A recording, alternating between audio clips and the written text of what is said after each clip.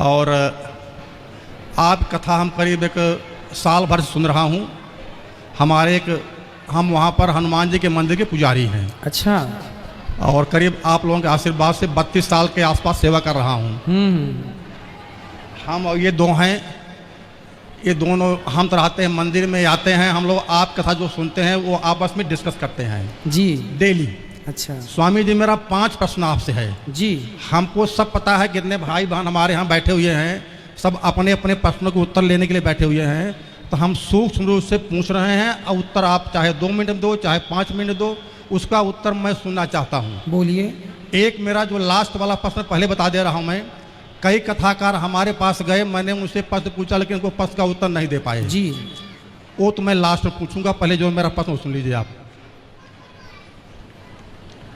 पहला प्रश्न मेरा स्वामी जी है, गुरु जी है कि जीवात्मा और आत्मा में क्या अंतर है, मोक्ष किसका होता है? जीवात्मा और आत्मा दोनों पर्याय हैं। ठीक।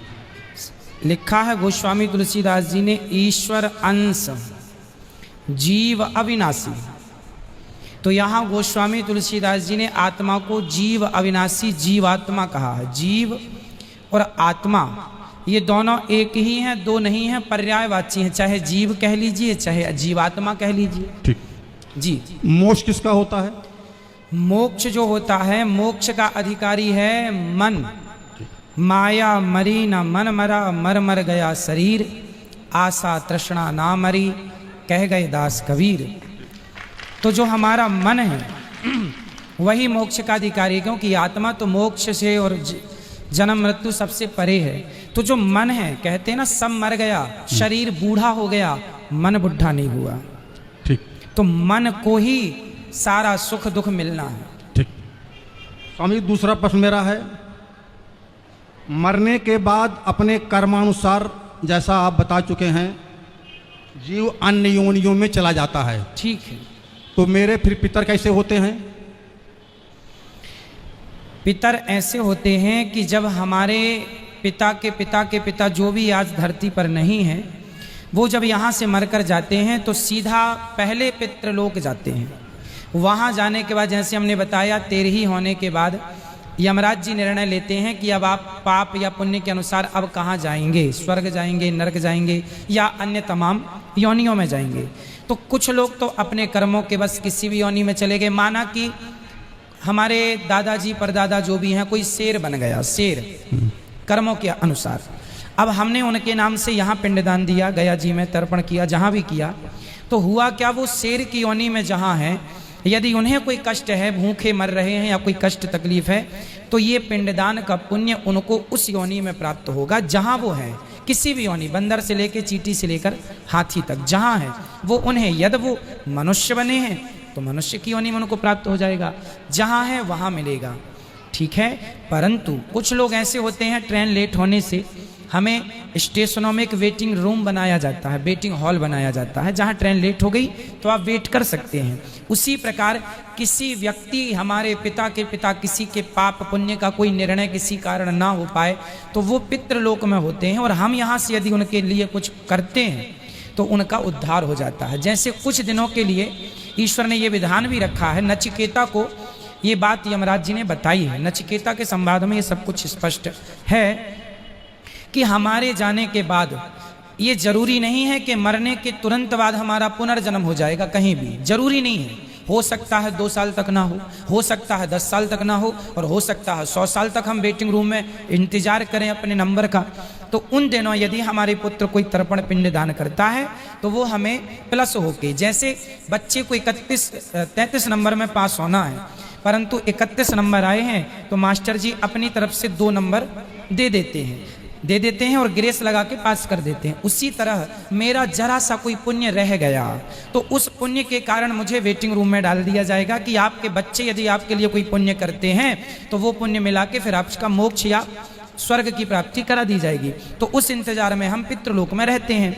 हम बच्चों को कहते हैं पुण्य करो, हमारे नाम से कुछ करो, जब नहीं करते तो वही पितृ फिर नाराज होके उन पर फिर गलत प्रभाव छोड़ने लगते हैं, उसी को पितृ दोष कहते हैं। अगर कोई वेटिंग लिस्ट में ना हुआ हो तो फिर बता चुका मैं कि वो शेर बन गया होगा तो उसको तो रूप में प्राप्त हो जाएगा वो। तो उसके निमित्त भागवत कथा सुनने से क्या फल मिलेगा फिर? किसको? भागवत कथा जो पोथी बैठा सुनते हैं तो क्या फल मिलेगा? आपने देखिए होता क्या है कि आपका कोई अपना आदमी अमेरिका में है और आपने उसके खाते में पैसे डाल दिए तो उसके खाते में तुरंत पहुंच गया कि नहीं? अब वो उस पैसे से शराब पी ले या दूध पी ले या रोटी खा ले या मांस खा ले, आपने तो पैसे भेज दिए, अब वो उसका उपयोग अपने ढंग से करेगा। उसी प्रकार हमने तो पुण्य कर दिया अपने पूर्वजों के लिए, अब वो शेर बने हैं तो उनको मांस मिल जाएगा, गाय बने हैं तो चारा मिल जाएगा, इंसान बने हैं तो 56 भोग मिल जाएगा। ठीक।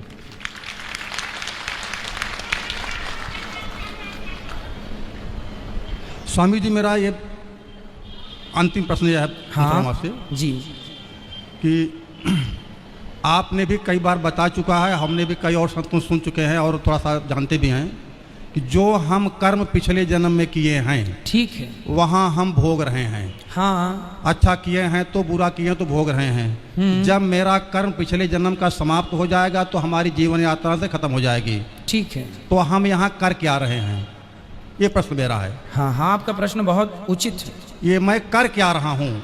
हम मारा जा रहा हूँ तो जन्म मारा गया, दशरथ जी को ऐसा कर मिला तो जन्म कर मिला, तो हम यहाँ पर कर क्या रहे हैं, ये प्रश्न मेरा है। ये देखो इसका नाम ही है कर्म भूमि, है ना, जिसे हम मृत्यु लोक कहते हैं, इसे कर्म भूमि भी कहा जाता है। कुल मिला के हमने जो पिछले जन्म में किया अच्छा या बुरा वो तो हम आज पा रहे हैं। इसीलिए आज आपने देखा होगा सबकी स्थितियां अलग अलग हैं, कोई अमीर है कोई गरीब है, कोई 2-2 रोटी को मोहताज है, कोई 56 भोग खा रहा है। तो ये क्यों हो रहा है? ये पिछले जन्म में आपने जो किया था, एक आदमी चावल ही चावल खा रहा है तो किसी ने कहा रोटी भी तो खा, बोले चावल की खेती अभी हुई है सो घर में चावल है, चावल खा रहा हूँ, गेहूं बो दिया है, जब गेहूं कटेगा तो रोटियां खाऊंगा। तो जो कल किया था वो आज पा रहे हैं, जो आज करेंगे वो आगे पाएंगे। को ना काहू को सुख दुख कर दाता, निज कृत कर्म भोग सब भ्राता, ये लक्ष्मण जी कह रहे हैं। कोई व्यक्ति किसी को जरा सा सुख नहीं देता, जरा सा दुख नहीं देता, प्रत्येक व्यक्ति अपने किए कर्मों का फल भोगता है। यहाँ तक कि राम जी को भी अपने कर्मों के कारण राम बन के आना पड़ा, सीता के पीछे घूमना पड़ा, सीता सीता। नारद जी ने श्राप दिया था, उस श्राप के कारण राम जी को आना पड़ा और सीता की खोज करनी पड़ी, और हनुमान जी का भी सहारा लेना पड़ा क्योंकि श्राप था। सीता माँ को भी वनवास हुआ इसलिए कि उनको भी श्राप था। एक तोती ने श्राप दिया, पद्म पुराण में कथा है कि सीता जी ने एक तोती को पिंजरे में बंद कर लिया तो तोती तड़प तड़प के मर गई, चूंकि वो गर्भवती थी। कहा था छोड़ दो, सीता जी ने कहा तुम अच्छी कथा सुनाती हो सुनाती रहो, तड़प तड़प के मर गई। तोते ने श्राप दे दिया, बद्दुआएं कि जाओ, जैसे हमारी पत्नी को गर्भ अवस्था में आपने हमसे दूर किया, जब आप गर्भवती होंगी तो आपके पति दूर कर देंगे। ये घटना पद्म पुराण में लिखी है। तो सीता जी को भी कर्मों का फल भोगना पड़ा, जो पिछला किया था आज मिल गया। तो कुछ कर्म ऐसे होते हैं जो आज के आज ही हमें मिल जाते हैं हाथों हाथ, कुछ पिछले जन्म का आज, आज का कल। अब आप कहेंगे तो ये चक्कर चलता रहेगा? हाँ, तब तक चलेगा। कब तक? कबीरदास जी कह रहे हैं, चलती चक्की देख कर दिया कबीरा रोए, दो पाटन के बीच में साबुत बचा ना कोई। पुनरपि, आद्य शंकराचार्य जी कह रहे हैं, पुनरपि जननम पुनरपि मरणम पुनरपि जननी जठरे शयनम। ये जन्म मृत्यु चल रहा, सब पिस रहे हैं। बोले कैसे बचेगा? बोले भज गोविंदम गोविंदम भज मूढ़ मते। यदि कोई भगवान की शरण में चला गया तो वो जन्म और मृत्यु के चक्कर से बच जाएगा। इसलिए कथाएं, कीर्तन, भगवान की शरणागति। जब कबीरदास जी रोने लगे, चलती चक्की देख कर दिया कबीरा रोए, रोने लगे, तो उनके पुत्र ने पूछा, कमाल, कबीरदास जी के पुत्र का नाम था कमाल, पिताजी आप क्यों रो रहे हैं? पिता ने कहा, बेटा सब लोग जन्म लेके मर रहे हैं, सब अपना भोग भोग रहे हैं, कैसे इनका उद्धार होगा? तब कमाल ने कहा, चलती चक्की चलने दे, पिस पिस आटा होए, कीले माही जो रहे, बाल न बांका होए। वो चक्की में एक कील होती है ना बीच में, उस एक में पहिया दूसरा फंसा रहता है, उस एक के पास जो गेहूं चला जाता है, कितना भी चले चक्की वो दाना नहीं पिसता जो एक के पास होता है। उसी प्रकार जो एक परमात्मा की शरण में रहेगा वो जन्म मृत्यु के चक्कर से छूट जाएगा, सदा भगवान के धाम को चला जाएगा। स्वामी जी, संतुष्टि हमको नहीं हुई, हम कर क्या रहे हैं? आपने सीता जी को उदाहरण दे दिया। ठीक है। सीता जी ने ऐसा गलत काम किया, उनको भोगना पड़ा। ठीक है। गलत काम किया, उनको भोगना पड़ा। ठीक है। हम जो है, आप यहाँ थोड़ा बुरा मत हम मानना। कर क्या रहे हैं? हम अपने पिछले जन्म के कर्मों को भोग रहे हैं। हाँ, भोग रहे हैं। हाँ, तो फिर मैं कर क्या रहा हूँ?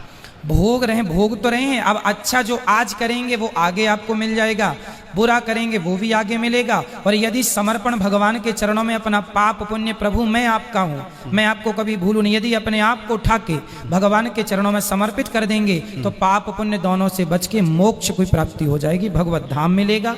ये सार तत्व है। आप कह रहे हैं प्रेजेंट में हम, वर्तमान में हम क्या भोग रहे हैं, क्या कर रहे हैं? क्या कर रहे हैं? मैं क्या कर रहा हूँ? मैं प्रेजेंट में क्या कर रहा हूँ? आप प्रेजेंट में क्या कर रहे हैं? आप और हमने अपने कर्मों का ये फल भोग रहे हैं। आपके कर्मों में वृंदावन का दाना पानी लिखा था तो आप यहाँ आ गए अपना खाने पीने के। ये मेरे पिछले जन्म का संस्कार था। नहीं, हाँ।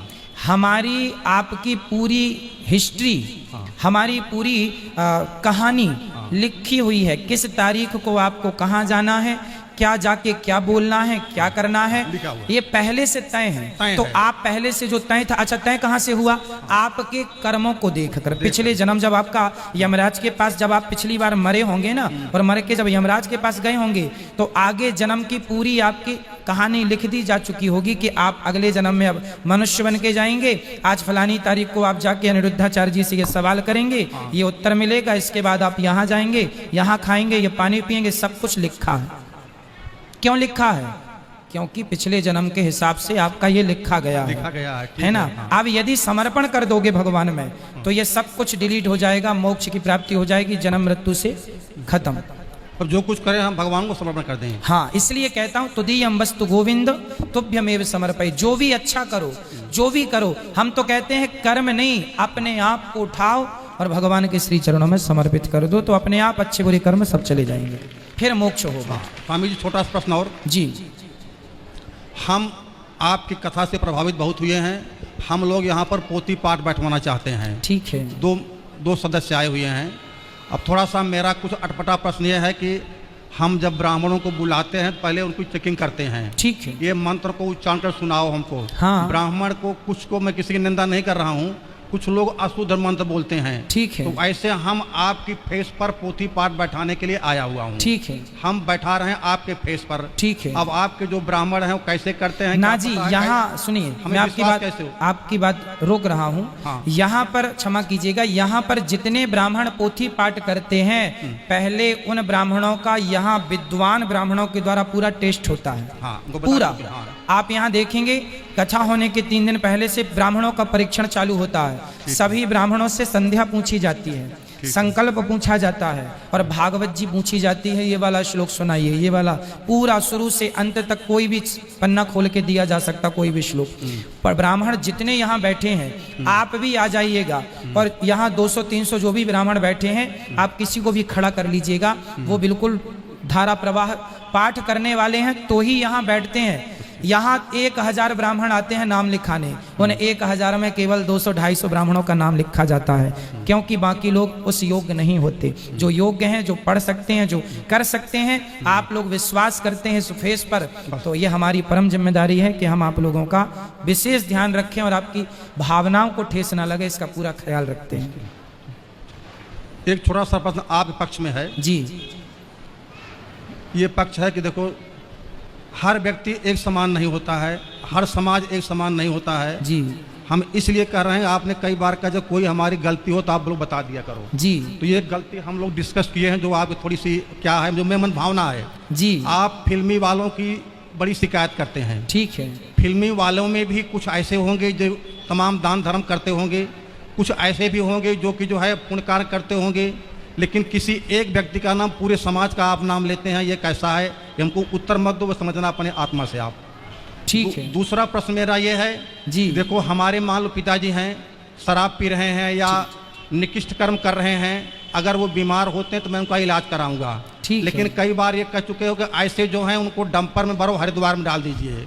ये आप उनको उत्तर मत दीजिए, लेकिन ये मेरा प्रश्न जायज़ है या नाजायज़ है, ये आप समझना। ये मेरी दो आपसे आपकी विषय नहीं नहीं, में- आप ठीक कह रहे हैं। होता ये है कि हम कुछ कड़वे शब्द इसलिए प्रयोग करते हैं हाँ। क्योंकि कड़वी दवाई शायद बदल दे समाज को, इसलिए जानकर हमें पता है कि ये उपयोगी शब्द नहीं है, फिर भी करते हैं इसलिए कि शायद बदलाव हो, शायद हथौड़ा जोर से इसलिए मारा जाता है कि पत्थर टूट जाए। उसी प्रकार कि थोड़ी तो शर्म लगे लोगों को कि ना पिए भाई, थोड़ी तो लगे कि हाँ हमें बदलना चाहिए, हमें सुधरना चाहिए, इसलिए ना चाह करके भी हम कड़वे शब्दों का प्रयोग करते हैं। पर आपने याद दिलाया, उसके लिए धन्यवाद आपका।